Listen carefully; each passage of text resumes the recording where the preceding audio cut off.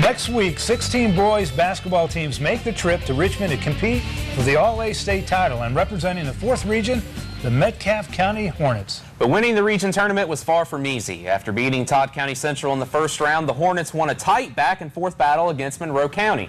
And in the final, a strong fourth quarter vaulted Metcalfe past Russellville, earning the trip to McMurtrey Arena. And joining us on the Sports Connection is the head coach of the Metcalfe County Hornets, Tim McMurtrey, and we just found out in his 25th season as head coach of the Hornets. Coach, thank you for coming by. Thanks, fellas. Appreciate you having me.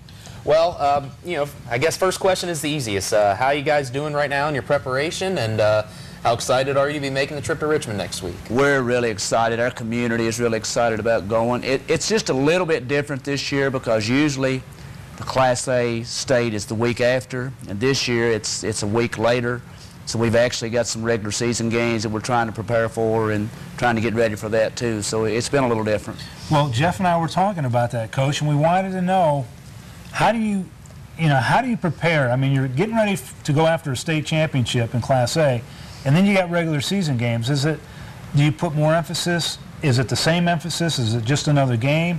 Or how do you prepare for it? Well, obviously, we didn't do real well Tuesday night. We didn't play real well against Allen County, but we actually have a little bit of an advantage because we have actually played Danville during the Christmas break in a tournament, our first opponent up there, so we know a little bit about them, and it's helped us with our preparation. And we will start our main preparation probably Monday of next week.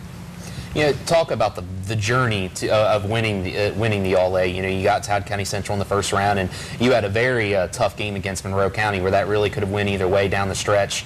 And then obviously Russellville, you were able to have a very strong fourth quarter. Just talk about how you guys got to that point where you were able to take home the trophy. Well, every time we play Monroe County, regular season or tournament, it's really, really a close game, and those guys, they have a senior-dominated team too, and Coach Kirkpatrick was my assistant at Metcalfe County for 6 years, and he knows everything we do, and I know what he does, and it was a tough game. Could have gone either way. We made some big plays late, and we're real fortunate to come out with the win. And Russellville, they're just, what can you say about them? They're really quick. When they shoot it well, they're really hard to do anything with, and we did a really good job on the boards. We out-rebounded them by a whole lot, and that was probably the difference in the game. And the big boys really played well, and we got some good guard play, and just a really a great win for us. Coach, and I think you came out of the chute this year, you winning 7 out of your first 8 games, and the only loss came to Russell County in overtime. And I think the expectations in the area was Metcalfe County was going to be pretty good this year.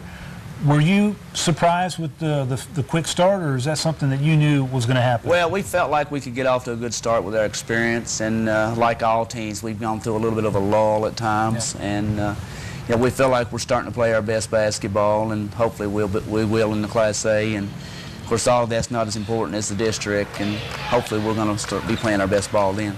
Well, let's talk specifically about the district. We talked a little bit off camera. You've got right now 3 teams really competing for a district title right now, and again, it seems like every year the 16th district kind of sneaks up on the rest of the region. How do you view your district right now, and how competitive is this district this year? Our district's very competitive. I think every year that, I won't say we get overlooked, but I feel like because we're so far away, Metcalfe County, Clinton, Cumberland, and Russell, that maybe we don't get the notoriety of some of the other districts. But our district that has been proved in the regional tournament can compete with everybody in this region, and we feel like that whichever 2 teams come out of our district will play well in Bowling Green. Now, do you play that up, just the fact that maybe the district might get overlooked? I mean, do you play that up with the players? You can be honest. Jeff starting something right now. I'm just asking. Now, coaches wouldn't do that. Of course we play it up. We feel like we're always the underdog, and, the 16th way out in the country, and so on and so forth. And, yeah, we play it up.